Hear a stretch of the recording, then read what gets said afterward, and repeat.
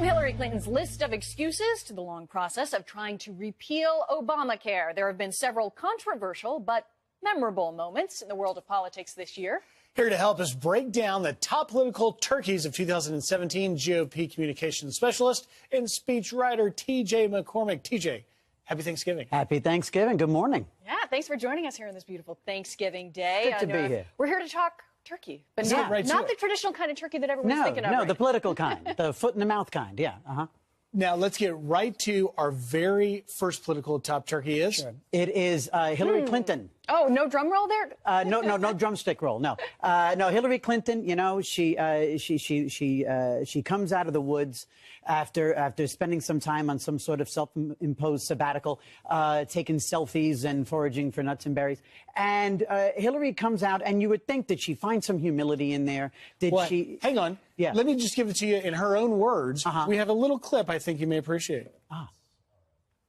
Because of the pressures from outside forces, because of the reality TV candidate I was running against, the Comey letter was the proximate cause. The very clear policy of the Republican administration in Wisconsin to shrink the electorate and suppress votes certainly cost me votes. That list is longer than the side dishes. She's gonna sit down today and blame the stuffing. She is absolutely unwilling to take any responsibility at all. She had a great opportunity to take some responsibility, show some humility, and humanize herself, and she blew it. The name of her book should be "What Happened to Me." You know. Now, she's not the only one. Who's your next turkey? Yeah.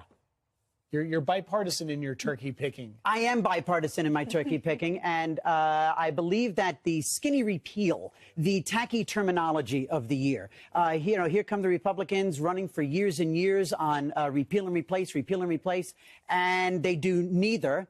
And then they come back to us and say, we're going to do a skinny repeal. We're going to give you a gimmick here. We're going to take out some of the stuff and leave you with the rest of the garbage and let this thing collapse under its own weight. And it didn't work. It didn't work. And they have done nothing in an entire year, the Republicans.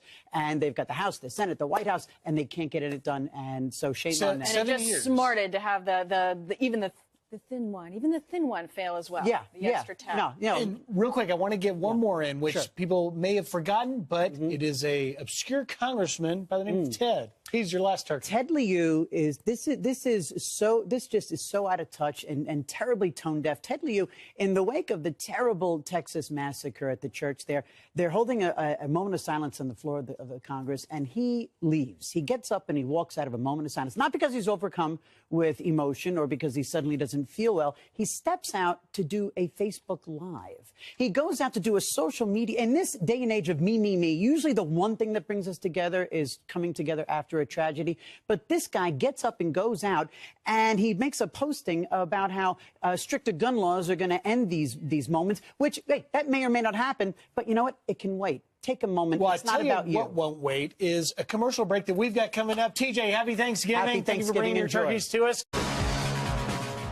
Great news. She likes you. She really likes you. She being the lefty comic Sarah Silverman, and you evil Trump voters. Yes, after so much hate and bile, she finally realized you people aren't so bad. In fact, you might even be people. I guess she'll let you live. In a new show, Sarah travels the country interviewing rubes who don't live near Whole Foods. It's like Wild Kingdom for gender studies majors. And now she claims after meeting so many Trump voters, she likes them. She loves them. Yes, what a surprise. You can feel comfortable around people who you don't agree with. So this is progress for a progressive, especially one who called for a military overthrow of Trump, a coup, while actual riots were going on. Imagine if anyone had listened. So this is a big step. For progressive, the personal is always political, where the right isn't just wrong, but evil. So good for Sarah for deciding that you're okay. You've met the approval of someone paid to talk to you. She appreciates you the way a cat appreciates yarn. Will her new enlightenment hold? I don't know. I remember how Sarah ridiculed Andrew Breitbart, not to his face, but when she took his seat after he left the set on Bill Maher's show. How are you? Sticky here. Yeah, well, there was... in general. Yeah, right. You're not just saying the conservative. Yeah, that was classy. She was nice to him in the green room, but then did that when he's not around. But it proves her point. It's easy to be a jerk to someone when they're not there. Wrapped in a cocoon of confirmation bias, it's easy to hate millions of people and over time for them to hate you back. But I hope that Sarah's changed. Truly, anything would be an improvement. I'm going to be positive about this, Kimberly. I think that maybe she's positive. Okay. No, maybe she's woke, as the left says. That she realizes that just because you have a disagreement doesn't make them evil. Okay, well, this is why people have to have an open mind and actually listen to others, their viewpoints, and try to understand and find common ground instead of being, discriminating and having biases against other individuals that you're not even taking the time to listen to. So, I don't know. Maybe, hope springs eternal. Who knows? But at least maybe it's an example to some people that they might want to reconsider. Just like all the people that were horrific, to the women that accused Bill Clinton that are now coming out and saying, oh, wait a second, we want to apologize for that. We were wrong with what we did. Dana, we were going to show a clip of this, but we weren't allowed to get we weren't able to get approval From Hulu? for it. From I don't know who. Yeah, Silverman Inc. Yeah. Vulture. I think it's called Vulture. I don't know what that means. Anyway, do you think she's sincere or is she just doing a job? Well, I read a feature story about her several months ago as she was getting ready, as she got this series underway, and she talked about what she hoped to achieve in it. And it's really not.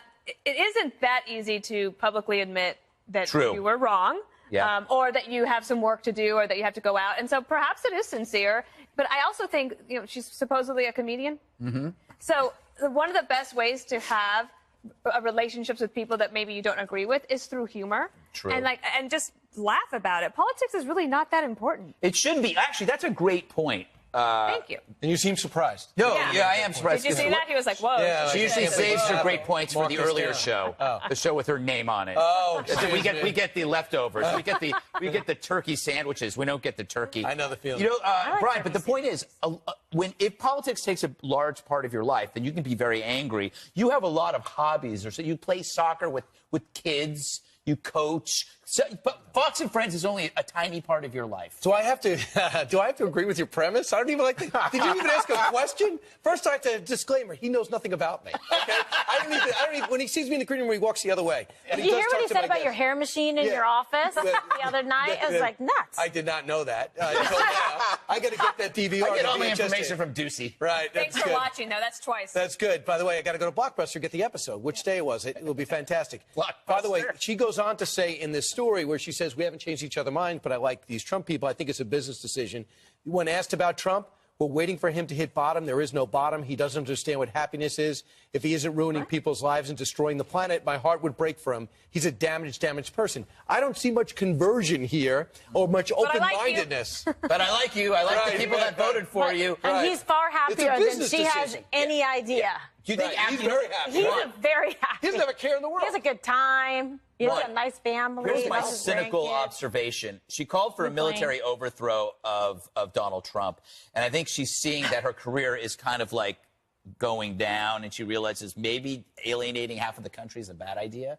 Wow, I didn't get that at all. In fact, I think she's been around in recent days promoting this new show. Yes. And having some success promoting. I don't know how well the show does, but no, I don't have that impression at all. This is more like Thanksgiving dinner to me. Yeah. This is like, Uncle